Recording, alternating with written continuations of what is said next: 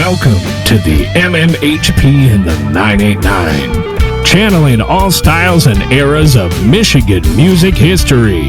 Recorded live from the Michigan Rock Legends Hall of Fame, located inside the Bay County Historical Museum from the city by the bay. Featuring Dr. J, Fred Reif, Mr. Mike, and your host, Scott Baker. Brought to you by the 989 Podcast Network and the Michigan Rock Legends Hall of Fame, located at the Bay County Historical Society Museum at 321 Washington Avenue, Bay City, Michigan. Of course, there was this third Savage Grace album. Yeah, that's available. That's available, One Night in America, which Ron Koss, it's me and Ron. I tried to get the entire band to do it, but getting people to fly in, whatever reasons, it doesn't matter. It didn't work out. So Jeff Jones, who had been part of Savage Grace behind the scenes for years, he had a studio. Ron and I went in and we used Mark Goujon, who played in Lightning with me and also played with Mitch Ryder for 13 years, playing bass and singing. Heck of a voice, great voice. And his timbre happens to match mine, so it worked really well together. And Jim Clary, who Ron knew from the band America. He had been backup. He played keys and saxophone. And then we used Billy Gordon, who was with me in a band called Measured Chaos. And we recorded this third Savage Grace record, and it's got some great songs on it. Some of the stuff Ron wrote is literally prophetic. And Goujon has some songs on there. I have songs on there. No covers. It's all original material. And I think 14 songs, some ridiculous amount of tunes. And that's available on iTunes, I think every song except one. And I play some of them now still. Is that on vinyl? No, it's basically just out there electronically. Okay. Yeah. What year did that come out? Oh my gosh. I know this is probably fodder for later, but so it's a lot more recent. It'd be in the 90s, it was the late 90s. Okay. Late 90s. Because Koss died in 2004, so it was late 90s, maybe early 2000s. It took us a long time to record because many of us were working. I was in multiple bands, so we would record on Sundays, and a lot of times we brought our kids with us. Mm-hmm. So it was a fun project. My son plays kabasa or some crazy noisy thing on one tune, and my daughter sang harmonies on one song. But that's a really good record as far as I'm concerned. I can't wait to hear that. You know, yeah. Have you heard a lot of the stuff? Yeah. Yes. I haven't heard the stuff. I haven't heard is the second album. I own the first one. Okay, but because I and can that's send up you at guys. Scotty Sandbar, the album cover. We got to make sure I have email addresses and stuff because I have all of that stuff in MP3 form, which isn't as cool as the WAV files I have, but the WAV files are like. Yeah, this you big. need a WeTransfer on those. And sending them, online, MP3s end up being it. But they still sound pretty darn good. Yeah, I definitely, because you can't get number 2. Really? I have all that stuff. It's not available on Apple Music. I don't know if it's neither the first 2 albums are available. The only one that's available is One Night in America. That's because I put it on there. Took a while. Are the first 2 still owned by Warner? I think that Rhino bought the catalog, from what I understand. They were issued as 2 albums on one CD, I think. We did that. Jeff Jones did that. 33 1/3 Records, which is Jeff Jones, who has a huge presence in the whole Savage Grace thing, and also was in my band, my band. There goes that ego. Band, The Hideaways. Yeah. He was lead guitar player. Yeah, we shouldn't get too off. I'll just ramble all over the place. Well, because we want to get into some of this stuff as we talk to you. Stream of consciousness, that's me. Certainly. We'll definitely get to this. We're back here at the Michigan Rock and Roll Legends Hall of Fame for a very special episode, night before a show that we put on. We did this last fall. The whole gang is here. And I want to let Gary just take off. He's been waiting for this moment for a long time. Go ahead, Gary. Well, of course, Savage Grace is an inductee to the Michigan Rock and Roll Legends Hall of Fame. So we are so proud and happy to have Al Jacquez here, the lead singer and bass player for Savage Grace. But as we're going to find out, it's much, much more than just Savage Grace. So let's start out at the start. I thought, I interviewed you what would have been about 3 or 4 years ago, right, when I was doing the biography for the website of Savage Grace, and I found it real interesting that your parents were not born in America. Right. Mom and Dad were both born in France, in Alsace. Okay. So, and then how did they end up coming to America? What was the situation there?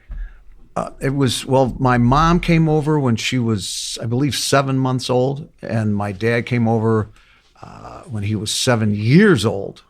And it was just the families wanted to get to America. My grandfather on my dad's side spent a few years over here alone. He was an artist working just to get enough money to get the family over to the States. It was just, they wanted to get out of Europe, Did your mother and fathers, did their families know each other? Yeah, they did, as it turns out. Oh, okay. When I was a kid, used to sometimes go to these dances, the l'Union Alsacienne, and it was all these crazy French people, and I mean, they'd have these halls, rent a hall, and have these dances, and we'd be dancing the polka, and they served all this great French food. And the Alsatian food is interesting because it's a mix of French and German.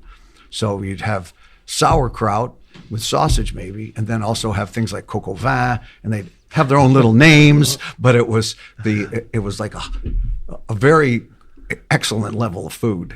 All right. Food. Well, where did you live when you were? Your folks got married in America then? Yes. And then you lived in New York City? Well, I was born in New York City, but then right after I was born, my dad, because he was a doctor, was called back into the Army. Because at that time, he was honorably discharged after the Second World War. But back then, early 50s for the Korean conflict, you could, if you were an MD, the Army could say, you're coming back. So he was called in, transferred to Fort Knox. So we lived in Fort Knox for a while. And that's where my brother Nicholas was born in 54. But we lived there.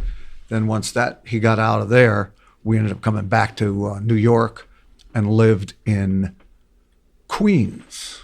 Yes, in Queens at 6032 70th Avenue. I still remember. Oh, geez. All right. My son lived in Queens, Astoria, Queens, for a while when he and his then girlfriend, now wife, moved to New York City. So when did you end up moving to Michigan? My dad was a research scientist. He was an MD, but he ended up doing most of his work as a research scientist. And the U of M offered him a lab. He was at Sloan Kettering Institute in upstate New York, where we lived. And then he got offered a lab, his own lab, by the U of M. And so we moved to Ann Arbor. And that was, I don't know all the years, but I started 7th grade in Ann Arbor. Okay. That's Tappan Junior High School.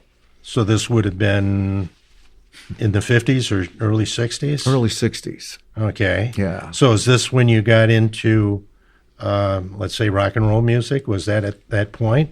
Well, let me see. I started singing in church when I was 6. I was a boy soprano. Got into, loved pop music and Elvis and listened to all these other forms. But when I first heard the Beatles, which was when I was in Ann Arbor, that's when I said, oh, hey, I could do that. Really, not realizing it sounds so simple when you listen to it. Right. And they did it so well. But then when you try to do it yourself, you realize, oh my gosh, well, there's some alone. ability here. Yes, but you weren't alone. Gee, these characters can write, inspired. they can sing. Yeah. But the Beatles kind of got me the thought of, okay, I can do this, and started taking guitar lessons. Guitar lessons, yeah, right? At Herb David Guitar Studio in Ann Arbor. Did you go to school the same time as Iggy? Because he went to Tappan. I read his book when I was still living in Ann Arbor, and I lived right across the street from Tappan. Right. I think Ig was a couple years before me, because I remember seeing the Iguanas when I was still in high school. Because he got his start there at Tappan, I guess, as a duo, singing with somebody. I didn't know that. I saw him in the Iguanas because my band, the Hideaways, was doing. There was all these fraternity gigs there, and so Ig and the Iguanas, they had gotten that. They had that sewed up, but a lot of the high school bands then would do I mean, you need more than one band to play at all those fraternities. So we played a ton of fraternities. We made good money. We were kids, you know. It was crazy. But I think Iggy was a couple years. James was a couple years ahead of us. When I had talked to you initially, one thing that really fascinated me was that one of your guitar teachers was Dan Erlewine. Right. And the prime movers, of course, are in the Michigan Rock and Roll Legends Hall of Fame. Oh, yeah. And kind of very highly thought of blues band of Ann Arbor. You can tell us a little bit about how did Dan influence you as far as your love of music? Did he introduce you to the blues or anything like that? Yeah, in a sense. What Dan did, which was really cool, besides teaching us guitar, was when we would say, I want to learn, I remember this specifically, Jeff wanted to learn how to play a solo that's on the Kinks, it was a Kinks record. And Dan said, that's no good. Listen to this. And he had told us to go listen to Albert King, B.B. King. And he said, you like the Beatles? Then listen to Smokey Robinson. Where do you think they got? You really got a hold on me. Do a little work. And we start listening to these other artists, Howlin' Wolf.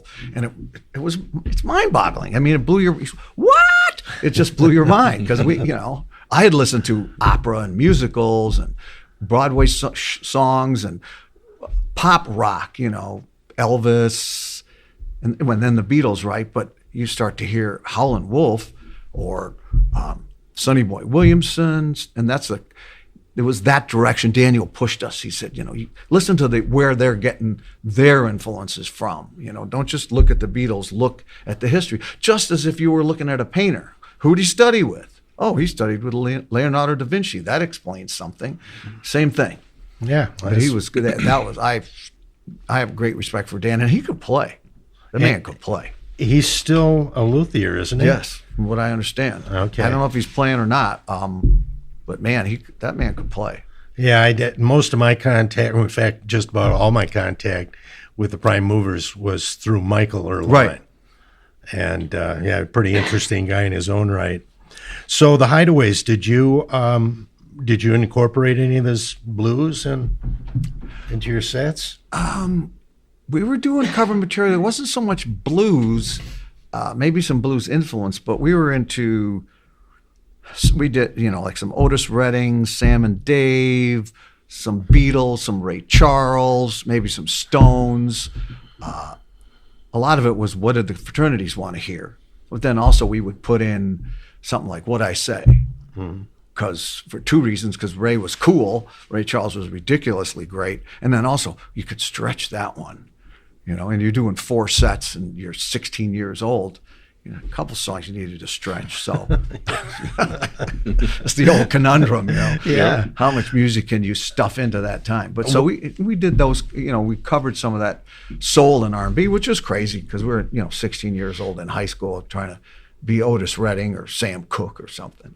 Well, our current podcast that's being aired is with Steve Lyman. Right. And Steve told us about the Who's first appearance in Michigan at the Fifth Dimension and how SRC, or the Scott Richard Case as they were at that particular time, loaned the Who their equipment for the afternoon show. And I had forgotten that you had played on that gig. Yep. So Highways. were you the opening band and then the Time and then The Who? Yep. Okay. What do you remember about that particular night? A couple things. I remember, since we were more doing or trying to drift towards R&B, well, we had 3 of the guys in the band had matching sweaters, and I had a sweater that was slightly different because I was the lead singer. Oh, okay. And we, but we were literally doing Sam and Dave songs, and I remember at one point seeing some video of James Brown or Otis Redding and doing a thing where I went down on my knees, which is ludicrous, but what the heck, you're working out. And the other thing I remember is when they were setting up, the roadie comes in for the Who, and there's boxes. I think it was Premier. He's brand new drums. He pulls them out of these boxes, takes the front head off, puts the bass drum down where he's gonna, pulls out a hammer and nails the sucker right into the stage. We're like, what? And it was because eventually, I mean, Keith Moon just beat his drums to death, and then at one point he had put his foot behind the bass drum and just kicked it and ripped it all up. So the bottom of it still stuck on the stage, and the drum is all torn up. So, I mean, and he was our age, just about. I mean, he was a year, maybe 2 years older than us, and then seeing, I mean, Townsend doing the windmills and there's blood coming off his hands. It was a very different than what we were doing. You know, maximum R&B. Right. We were trying to assimilate R&B, and they're doing, you know, they were pushing the envelope. And you also opened for the Jimi Hendrix Experience. Yeah, opened for Hendrix. That was and then mind-boggling. I think Steve Vandenberg of the Time told me he was on that show too. Yeah. So the same two bands opened. Yeah, for Hendrix as open for the Who. Yeah. What do you remember about the Hendrix show? That must have been something else, seeing him in a small little place like that. It was. A couple of things I remember is that he just really came across. I don't know if mellow was the right word, but gentle. I mean, this guy, I mean, he obviously could play and was pushing the blues to this other level, but he was a sort of an easy singer. He didn't try to get real high. I don't think he had a big range. You know, I heard he didn't like his voice, but neither did John Lennon. So what the heck? But he came across in a gentle kind of fashion. And when they started out with Sgt. Pepper's Lonely Hearts Club Band, which was at that time, of course, that album. Oh my gosh! And he did.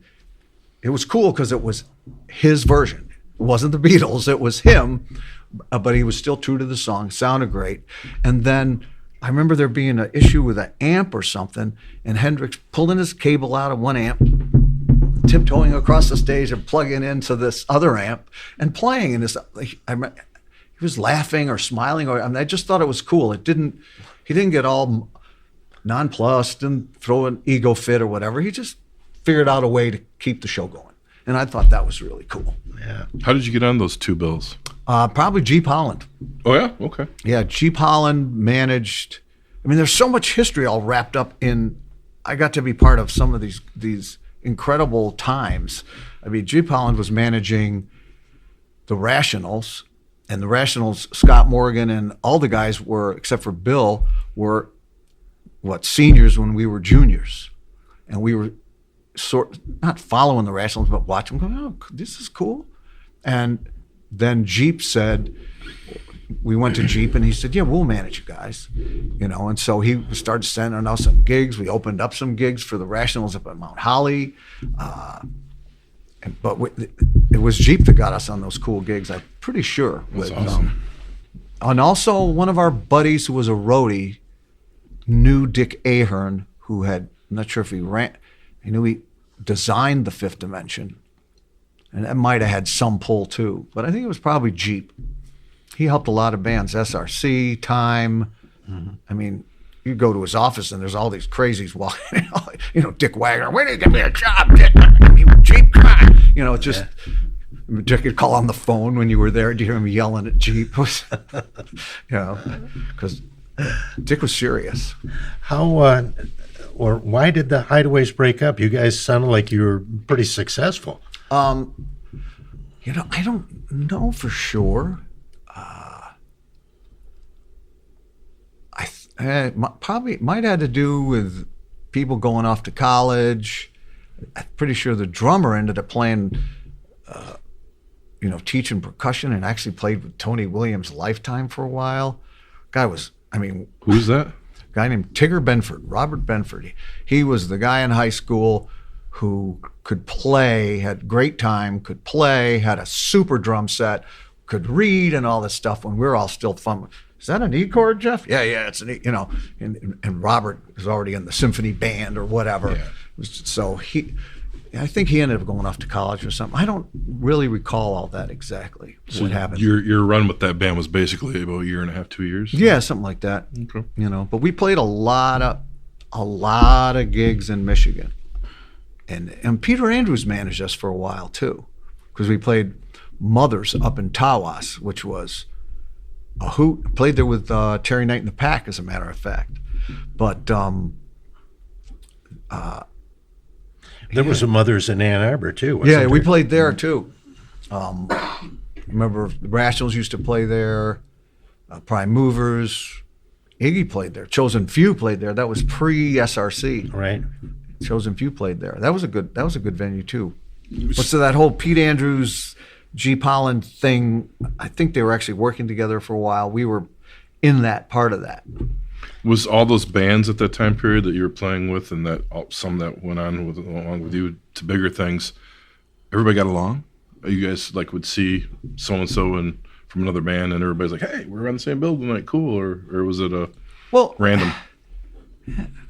Maybe partially random. I mean, remember getting along well with the Rationals because we were in the same high school, you know. But within any group, you're going to have very gregarious people, and then you're going to have people that are more shy. And then sometimes, like Scott Morgan was more shy, and then he'd go on stage and you'd listen. He'd kick your ass, you know. Yeah. I mean, he was in high school and doing some really great work. It seems like your era, from a musician standpoint, nowadays at my age, everybody kind of mingled and mixed well. I don't know about the personal stories, but it's like the bands all interacted, interchanged. They're all together. So many great stories of, Jeep working so many different bands. Yeah. I mean, obviously there's no, like, a lot of times you see nowadays, there's like, well, we're going to do our area, you do your area. That kind of, they get that vibe sometimes, like no one's really reaching out to, there's no managers either nowadays for the the people that are regional musicians or whatever. But you guys sure had a scene. Yeah. Well, there were so many places to play too. True. Read my mind. That you just read my mind. Yeah, that was a big factor in those days.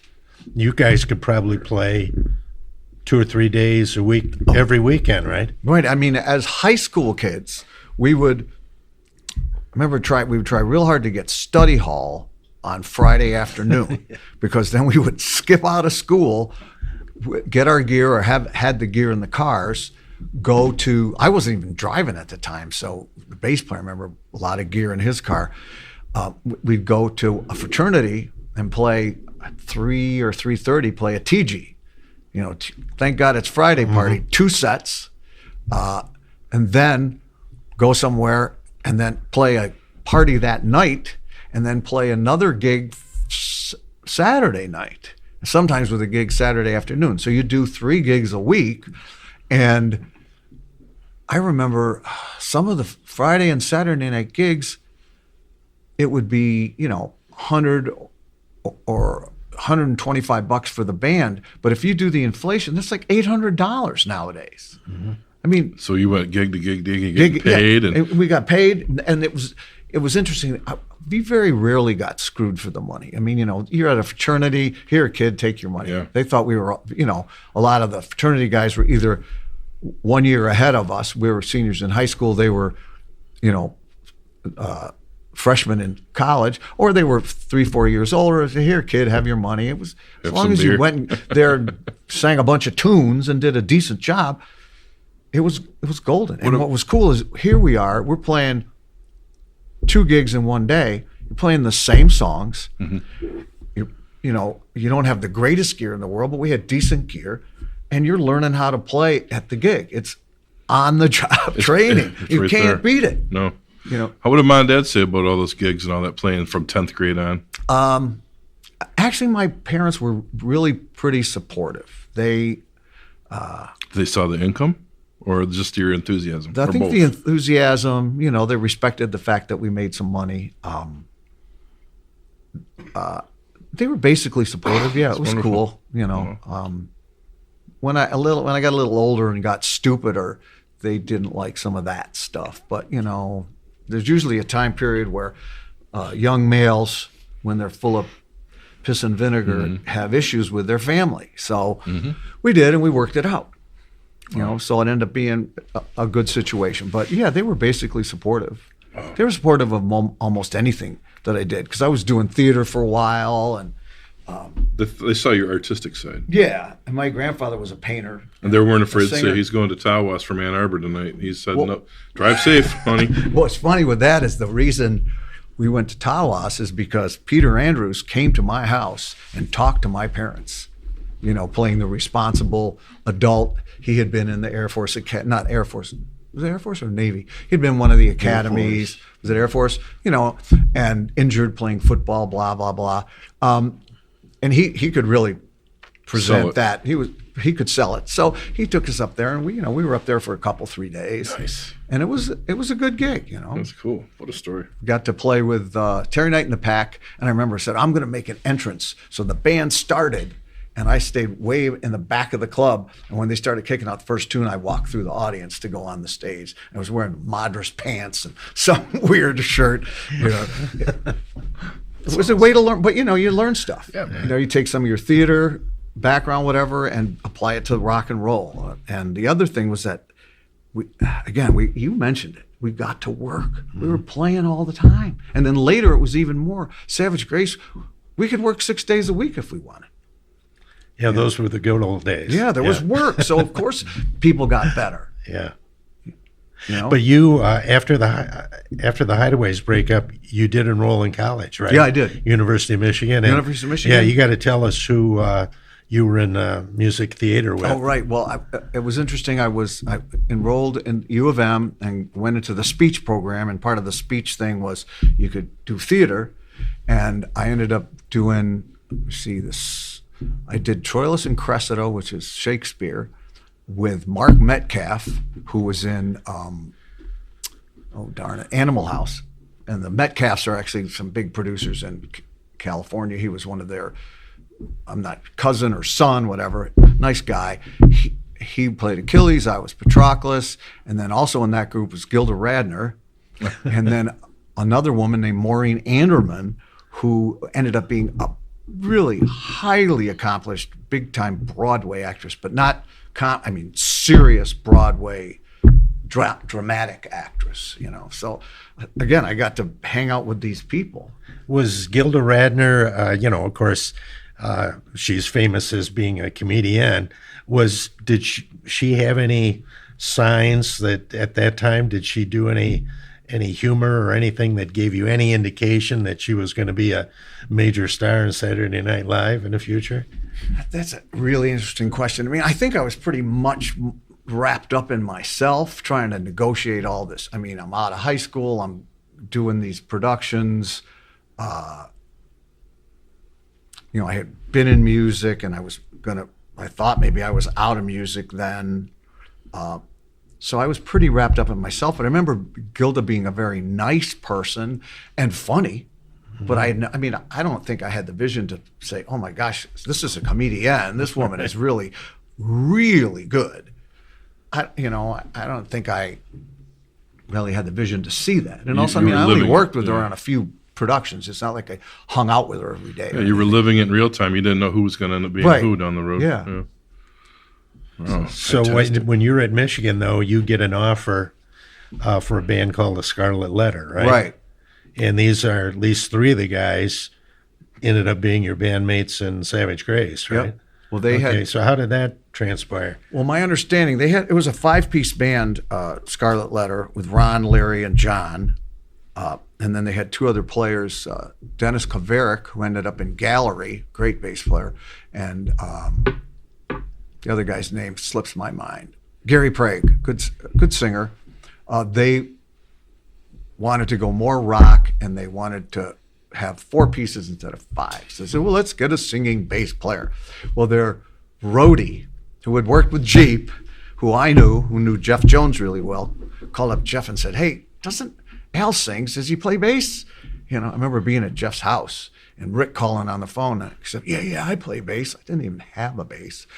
And I said, yeah, I play bass. Well, these guys are looking for a singing bass player. Come audition. So we got a bass somehow, and went there and I auditioned. And I think I was just, loud enough and, I had the right hair and could kind of play that they said, yeah, let's give a go of it. And then Ron, I had studied theory in high school, so I understood the relationship of, what kind of notes I could play, descending lines in classical music and stuff like that. And a lot of their songs were had that kind of that Bach, the classical.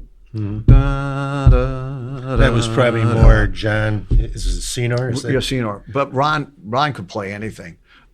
So Ron, I had studied theory, so I had some knowledge, and then Ron was a good teacher.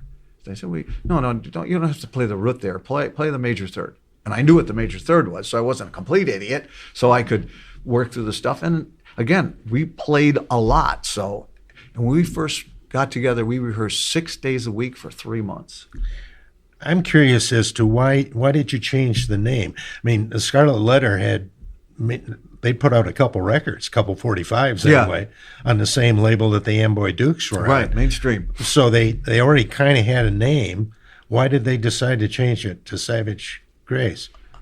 Do you remember? I never really asked them that. My understanding was that the Scarlet Letter thing really didn't work. The singles didn't really do much of anything, and they wanted to go in a little harder direction.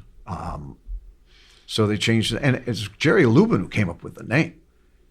Lubin was in rehearsal at we rehearsed in John Senor's mother's living room. Lubin was from a DJ? ABX. From WABX, he was a DJ, and he also got into management. He managed us for a while. Okay. He was sitting in the middle of the floor listening to us. I mean, we would write and create these songs right in front of him. So it was a heady experience because you'd be working on a tune, and John would come and bring something to you, sing you some lyrics, and then we'd start literally putting the thing together. This is too fast. This is too slow. Let's be quiet here. I mean, and it was really interesting. And Jerry was sitting in the middle of the floor, and he goes, "This is Savage Grace." Well, okay, but it's really that kind of thing. I don't know if it was quite that simple, but we said, "Yeah, let's do that. Let's use it as the name." Too cool. So, how did your parents say? I'm going to say, especially your dad, since he's a doctor and been to a lot of school. How did he react when you basically dropped out of U of M then, right? I did, because we got the deal. They weren't happy, but I had just turned 18 when we were about to sign the deal. So he was technically legal age, but Warner's asked to have my parents sign the record contract just in case there was any issue about me being, non-compos mentis or whatever. But so they signed the deal. I mean, it was a legitimate deal. It was not a good deal, but it was real with a real label, and then I ended up getting a SAG card out of it, being in AFTRA, and some good things ended up coming out of it later. Mm-hmm. The first time I saw you was at Olympia. Oh, wow. And you opened, of course, I didn't have any idea who Savage Grace was.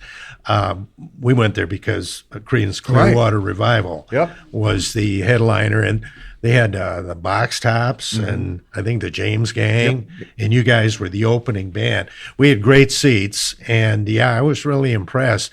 How did you get to the point where you're now playing at a place like Olympia and opening for some big heavyweights in a venue like that seats, I don't know, what, 12, 15,000 people at Olympia? I mean, you get a lot of people in there, What was interesting is that time we didn't have our deal yet. We got our deal because of that gig, because we got a standing ovation.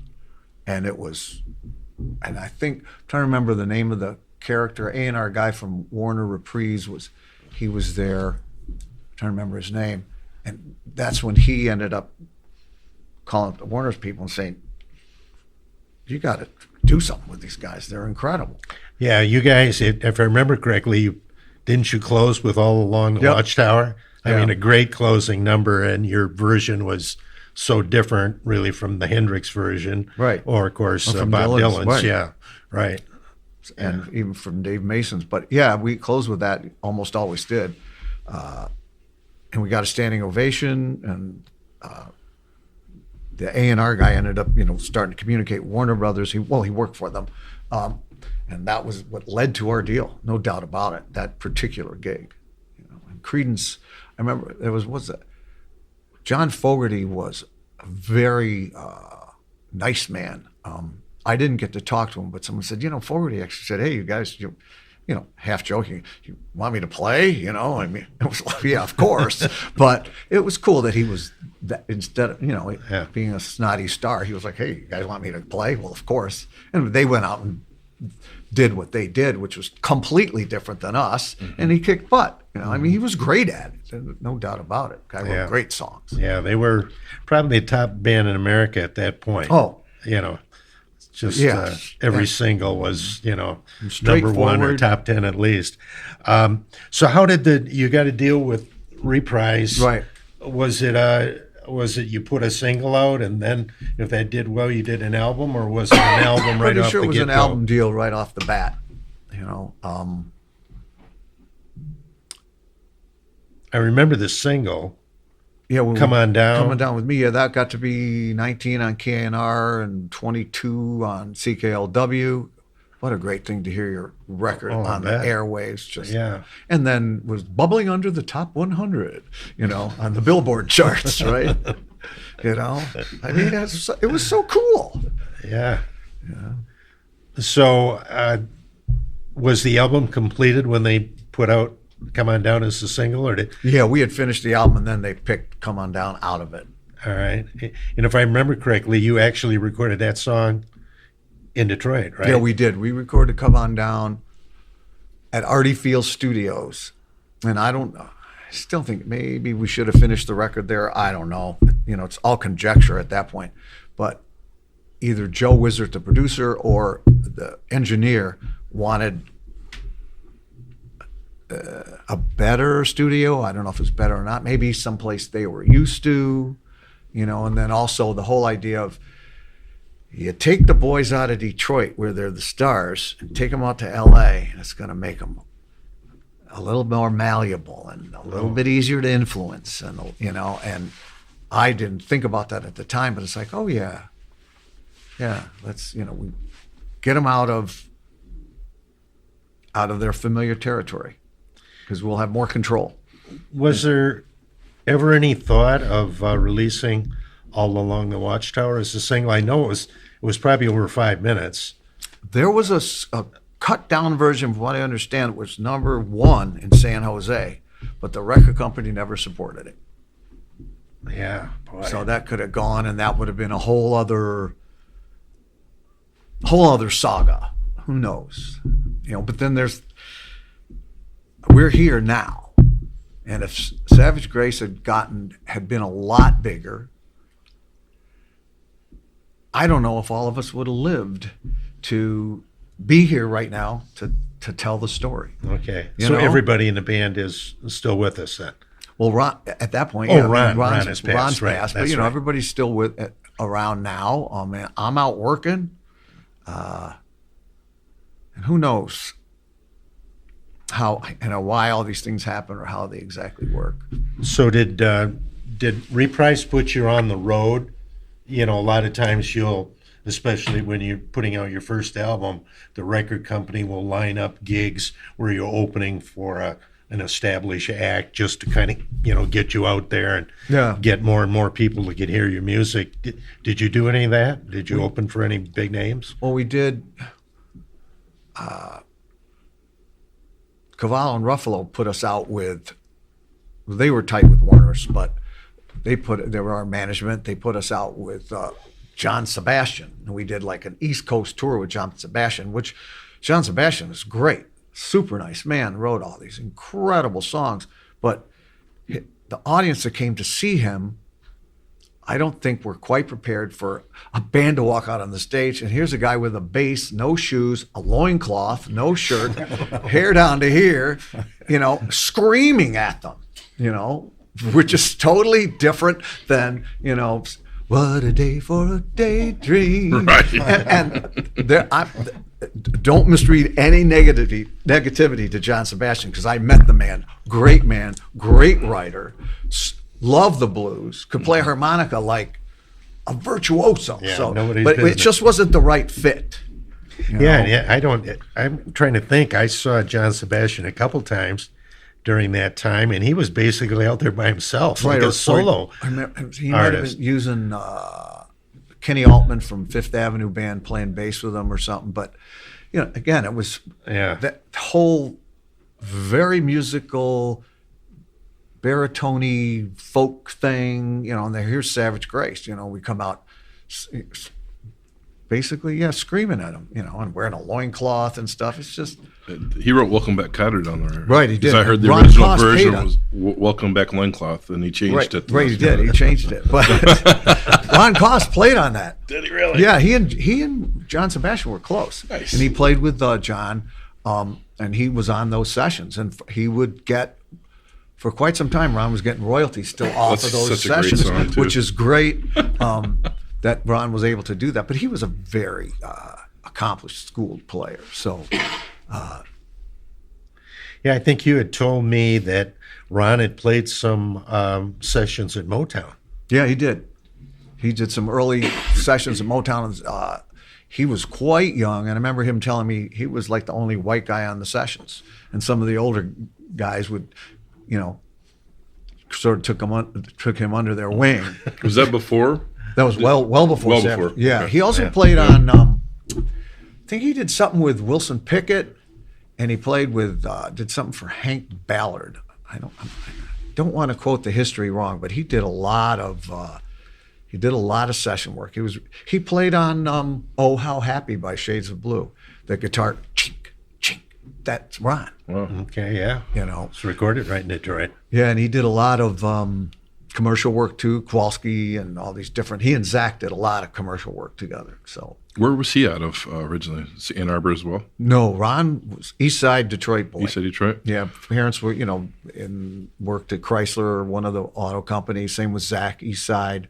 His family, I think, worked in one of the auto factories. Polish extraction, lived on the East Side.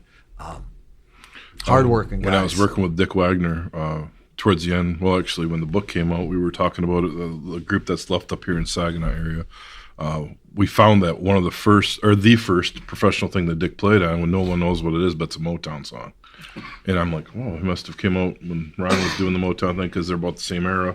Right. And so I didn't even know that Ron was doing it too. But, a lot of guys got their feet wet with that, I guess. And there's so many things that didn't have the names of who played on what, You Right. don't know what's going on. And also Ron said that sometimes they do 3 sides in a session, and there was no vocal on it. Oh. They didn't even know What what the you're name playing. of the song was or who was going to sing it. And he said, I might have played on a Stevie Wonder tune.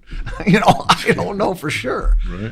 Yeah, the writers then would come in and put a song over the grooves that the Funk Brothers or the session musicians had laid down. You guys also played at Goose Lake, right? Yeah, we did. That was...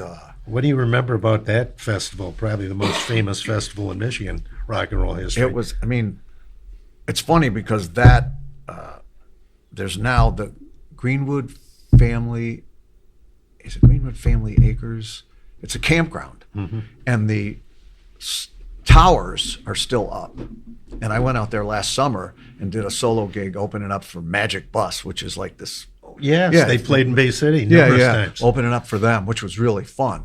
And, I turn around, I'm playing in this pavilion, and I turn around and I look behind me, and there's those towers that I could see from the stage when I was playing Goose Lake. And then there's a building there, a rec building, which is exactly where the stage was and faces out. So I went in there and looked out the front door, and it's like, okay, Welcome back. I kind of remember. Wow. It was a wild. It was a big festival. It was huge. What was really interesting to me about that festival is that so many good bands in Michigan bands, Seeger, Teegar and Van Winkle, SRC, I believe, were there. Third Power. Stooges put that album out. Right? That album came out on Third Man with that finally. Yeah, it Iggy ended up being one of the best acts there, I think.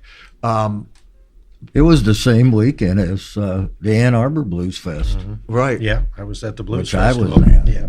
Fred and I didn't know each other, but we were at the Blues Festival.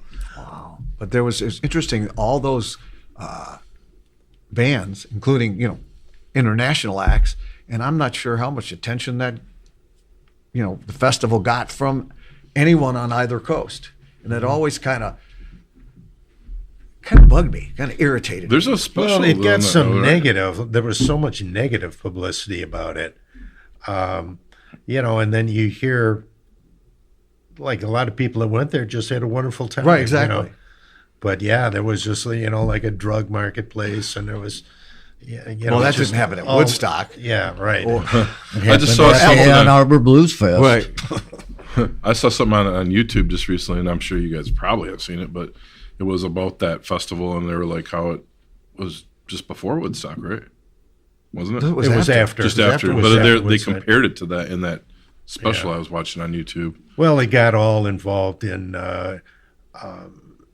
Michigan government, Attorney General Right. Frank Kelly, and Right. Governor Milliken, and everybody coming down hard on the festival. So yeah, it had this, kind of a negative feeling about it afterward, at least in the press. It wasn't portrayed like Woodstock was by any means. I got you there. Yeah, but I saw what they were doing with it. I'm like, tons of people. Yeah, I mean, there was a lot of people there, and they have some great music, and they had a really good time. I don't know. Well, they put that guy out of business, basically. Basically, yeah. Because of all the negativity. That was the only concert that was ever held there, the only festival. And it was built to be, something that was going to last for, years. Right. Yeah, a festival.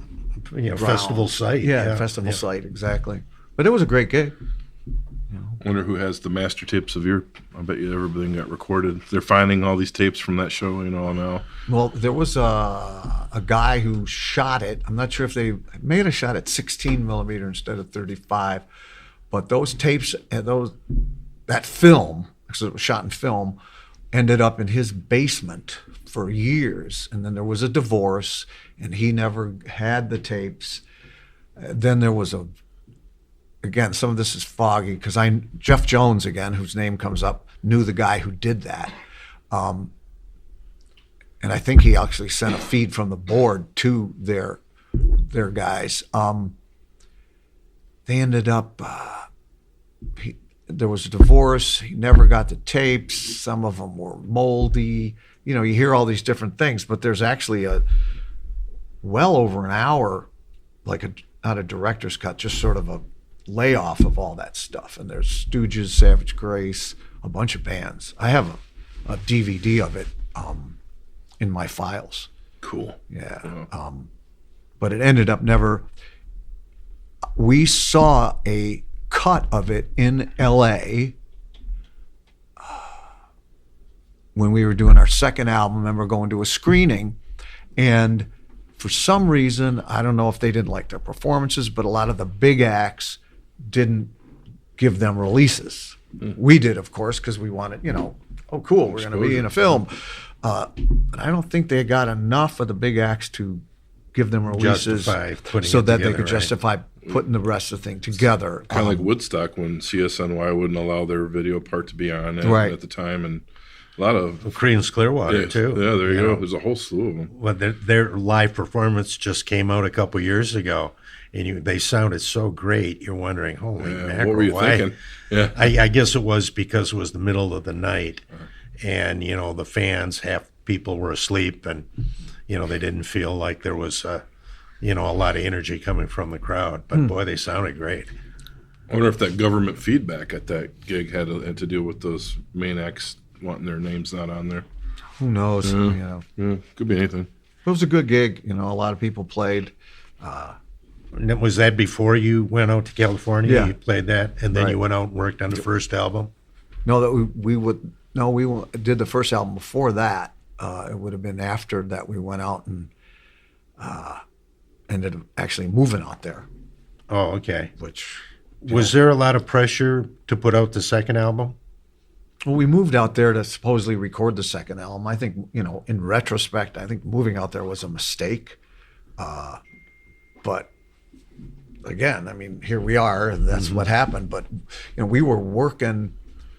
Savage Grace was a working band. We were working, and we canceled $20,000 worth of gigs to leave when Warner Brothers wanted us to leave.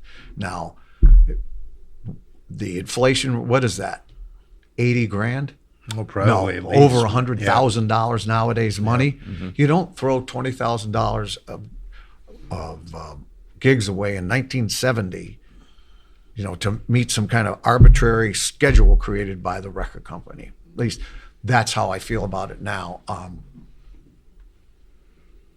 We went out there to record, and they put us up, and my understanding is we were the last band that they ever did that for. I mean, they put us in houses.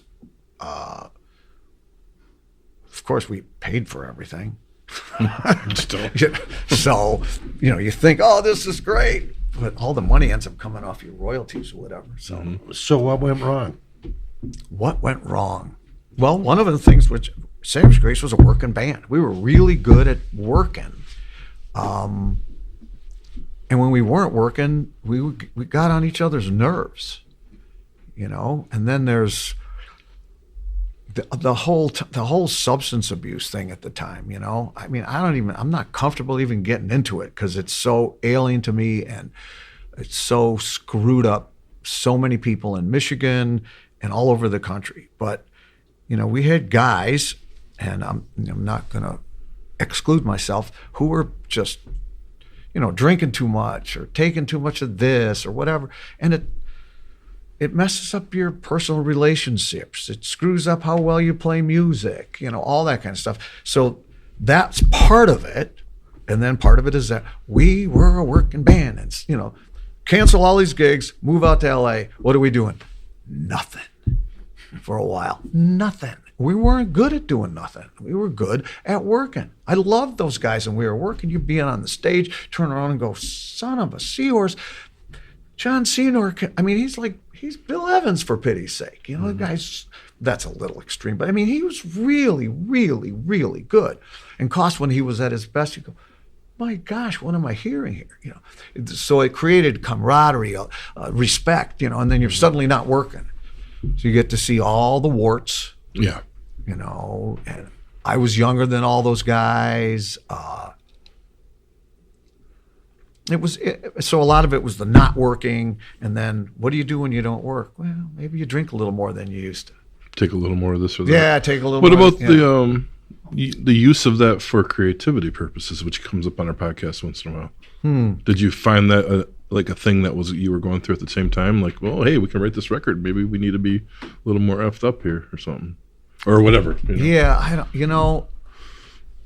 I'm not sure exactly what I thought about that at the time. I know now I don't really think that any of that stuff makes me more creative. It makes me less creative, And I like doing gigs that I remember the whole gig from beginning to end, and feel like I have control of my instrument. Yeah. I can feel, I can hear what I'm doing.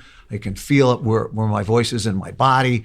And I think then the folks that are listening, they get a much better performance. I don't even like the word performance. They get, this they get expression. Exactly. They get me. They get this my interpretation of these tunes in the most clear, focused way they can. There's nothing. It's nothing pulling me out of the way. Oh, wow. Yeah. That's really cool, dude. Was it a young man seeing this going down and going, I don't want anything to do with it too, going on at the time? Nah. Being the young guy in the band? I was definitely a young man, but I think I was as silly as anybody else. Fair. Sooner or later you got to get it together or you die. So did you work with the same people for the second album? Same studio? No, we did some different. We ended up doing some work most of it was in Sunset Sound, which is, I believe, where the Doors recorded, and Led Zeppelin was working on a record at that time. It was Sunset, good studio. Joe Wizard was out. John Haney came in, and Haney had done the Beau Brummels and worked with Judy Collins. More as an engineer, and he was producing. And then I believe, I'm not sure, he used Jeff Jones as a second engineer, and he did some of the engineering too. So it was a different crew. But despite all the stuff that was going on, we had gotten to be a tighter band. I was a better bass player. And we had a good amount of tunes. I wish maybe we'd written a few more so we had more to choose from. But we did it at Sunset, and the sessions went pretty well in general. A little bit of friction. I think I was starting to feel like I wanted to contribute more as a writer, and that I wanted to not get so much direction is one thing, but we'll sing it this way is different than, maybe if we had a softer approach on the first verse, it would build or whatever, So I think, and being produced. Yeah, being produced is okay if it's done properly. And I like John Haney. I thought he was a cool guy. I remember going with Judy. I had just met Judy, my wife, and we were out there, and we went to John Haney's house once after we went to dinner, and Judy was wearing hot pants. And Haney was like, "Whoa, dude, what's going on here, man?" And I was like, "Yeah, John, I really like her a lot, But same one she has on right now. Yeah, right. For all you podcasters. Yeah, but so I mean, I liked working with John. I think there was a little tension in the band, but we were professional enough to get the work done, and we did some good work on it. I still listen to some of that album and say, wow, I like some of the bass playing more than I liked it on the first album. But the album didn't do as well, though, right? No, that's what I heard, but it's interesting. I got a royalty check for Sanskrit. Jeff Jones and I wrote Sanskrit together, which is on that record, and I got a decent royalty check for it. And I was doing some back figure, and I said, "They said we didn't sell many copies, so how did I get this check for $400?" And Jeff got a check for $400. It's one song on a double-sided record, so it only gets a tiny piece of the money. What happened here? And then later I ended up talking to a secretary at Warner Brothers who had said, "Oh, you guys sold more albums than you ever knew." Basically dropped a bomb and then sort of let it hang. Oh, okay. But it was almost like they didn't want to tell you because they knew that you guys were on your outs or something. Or who knows? Wow. Wow, that could have been a game changer. Yeah, right. So who knows? And then. Yeah, I mean, Were you guys happy with the writing on it? I mean, it's obviously you had more time to sit down, but less time to come up with the concept, right, so you could hone your skills that you toured all for. This is a fantastic thing. The sophomore albums, man. Right. We really can write. We really can play now, but we only got 1 year to do it. Whereas that first album, we had our whole life to build up to for some great songs. How did you feel about that? Well, again, I think that we should have done. I wish we'd had a few more songs to choose from, because we had to pretty much work with what we had. And I remember there was one song, Blind Man, which I think has some great pieces to it, especially the blues-oriented part. And then it basically changes time signature and goes into a whole other piece. I never felt those two fit together, but it was almost like we had to make them fit. And it wasn't like a piece from Sgt. Pepper where they took a McCartney thing and Lennon thing and made them fit, and it was incredible. It was like, yeah, I don't know if they really, it's supposed to be this, but it's kind of like there was that. And I struggled with some of the tunes vocally because the songs were written to be played how the guys wanted to play them. Mm-hmm. And some of them should have been in different keys for me to sing them. And I was just at that point had started studying voice again, and I remember bringing that. I said, "Guys, this should be in C, not in D. I don't want to do it in D, mm-hmm. because I was getting a better feel of where my voice really was, how I was going to keep it going, all that stuff." And there was some real resistance to, we don't want to play. It's got to be an A because it's cool to play. Yeah. It's like, well, I dig it. I play guitar too, but it really needs to be in G, and then sometimes nowadays if you say, well, I want to play it in G flat. Yeah.